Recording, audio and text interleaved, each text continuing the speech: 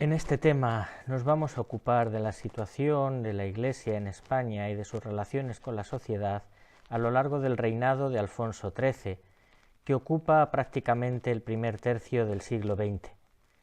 En este periodo van a destacar tres grandes temas. En primer lugar, el del monopolio religioso de la Iglesia católica a principios del siglo.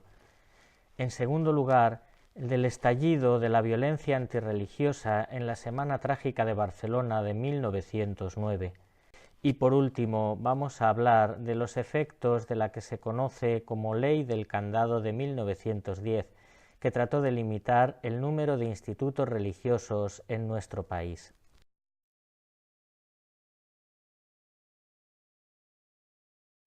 Cuando se vislumbraban los primeros frutos de la actitud más aperturista del pontificado de León XIII, la llegada al solio pontificio de Pío X favoreció que en la Iglesia española volviera a aflorar con renovada pujanza el integrismo de los tiempos de Pío IX.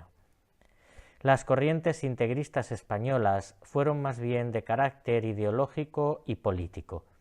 Se oponían al sistema parlamentario y constitucional de la Restauración, al que consideraban contrario al bien de la Iglesia y de la patria. Afirmaban que las leyes divinas, que son de carácter absoluto, no están condicionadas por las leyes humanas ni por el espíritu de los tiempos. Durante décadas encontraron argumentos para sus tesis en el Sílabus y en otros documentos pontificios de la época, que interpretaron siempre en clave política más que eclesiástica. Al mismo tiempo, los integristas no aceptaron que la doctrina pontificia pudiera evolucionar, lo que les llevó a rechazar las propuestas formuladas por León XIII. A comienzos del reinado de Alfonso XIII asistimos así a una regrupación de las fuerzas confesionales impuesta por los problemas acuciantes que, con independencia de sus posiciones políticas, reclamaban la atención de los católicos españoles. Entre ellos, por ejemplo, la libertad de enseñanza, el estatus jurídico de las congregaciones religiosas, etc. Algunos autores afirman también que el fuerte anticlericalismo de la época pudo influir en este reagrupamiento de fuerzas, aunque resulta difícil precisar si el deseo de reconquista espiritual que se buscaba desde ciertos ámbitos eclesiales no pudo a su vez ser un estímulo para el ambiente anticlerical. Durante los años de la Restauración, la Iglesia española buscó mejorar la calidad de la formación de sus sacerdotes y realizó un gran esfuerzo en la creación y financiación de escuelas católicas. Otro rasgo característico de este periodo fue el afán por organizar asociaciones de católicos que no fueran instrumento de ningún partido político. Estas asociaciones promovieron el establecimiento de escuelas católicas en cualquier pueblo, la difusión de catecismos, el apoyo a los patronatos de obreros, la fundación de cajas de ahorro para los trabajadores, el apoyo a la prensa católica y otra serie de medidas que iban encaminadas a tratar de hacer más presente al catolicismo entre la sociedad española. Asimismo, la Iglesia española también recurrió a otros instrumentos como el culto, la beneficencia, la defensa de la moral pública, ciertas devociones, las misiones populares, para conseguir la revitalización de un cristianismo que se encontraba muy extendido, pero que al mismo tiempo en esos momentos era poco creativo y eficaz y en algunos casos ya inexistente. Este proceso de renovación católica presentó importantes carencias en los campos de la política cultural y la cuestión social, que constituían precisamente los problemas más graves y permanentes para la evangelización en aquella época. En ambos campos abundaron las iniciativas y es cierto que se crearon muchas instituciones, donde se trabajó con gran generosidad, pero con unos resultados, sin embargo, muy discretos.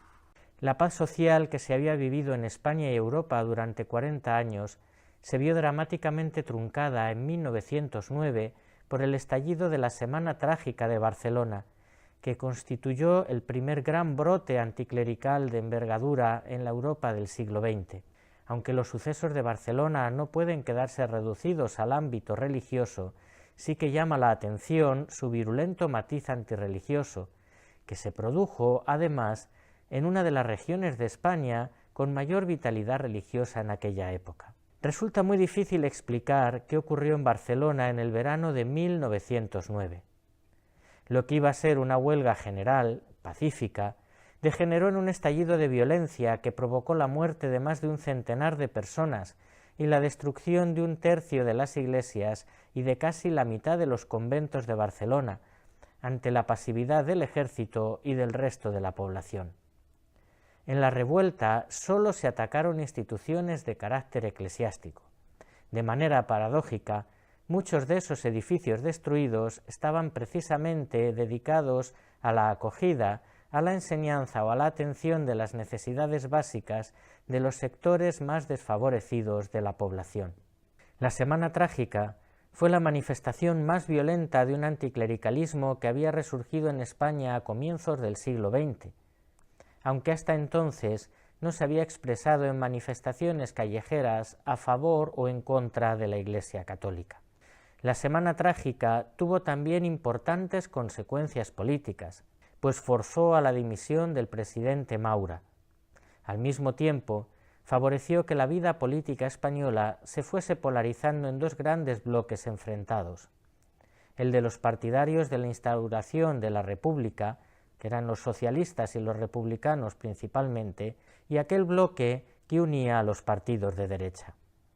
De 1899 a 1906, en las Cortes españolas se debatió con frecuencia si existían en nuestro país demasiadas órdenes y congregaciones religiosas.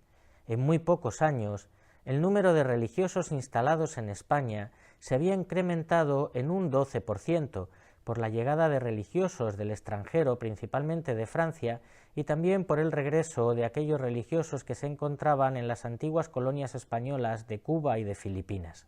La magnitud de ese incremento inquietó a ciertos sectores del Partido Liberal, quienes, buscando evitar que el anticlericalismo pasara en exclusiva a manos del movimiento obrero y de los republicanos, defendían la necesidad de aprobar una ley de asociaciones que sometiera a la mayor parte de los institutos religiosos al Código Civil.